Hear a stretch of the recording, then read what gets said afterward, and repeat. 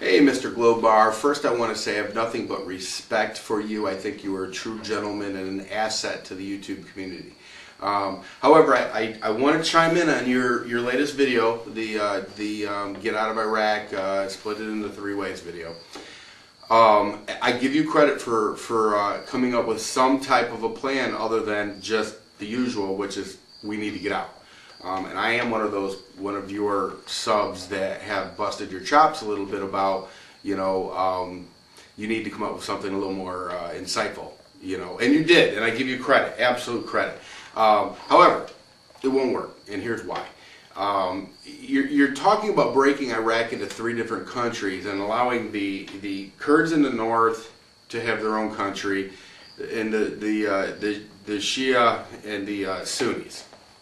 Here's the biggest problem. Well, there's a lot of huge problems, but one of the biggest problems is the Kurds. And the Kurds have really, listen, they're pretty civilized. I can't say enough good about the Kurds. Unfortunately, Turkey is an ally of ours, has been for many decades now. Turkey is also a part of NATO. Turkey doesn't want anything to do with having a Kurdistan. Okay, Turkey has a very large Kurdish population that they have been struggling with for a very long time. In fact, I would go as far as to say that if the Kurds in northern Iraq had their own country, Turkey would invade it. I mean, like that. Then we would be in a very awkward position. The Kurds have been very good throughout this whole process and have helped us enormously. So what do we do when we've got Turkey invading the new Kurdistan? It'll just blow up. There's also going to be some strife between the Shia and the Kurds because of the oil fields. Who gets what? Trust me, that's going to be a nightmare. Then you're going to have Iran coming in on the side of the Shia. Meanwhile, you're going to have the Sunnis all pissed off because they don't have any oil. That's a problem.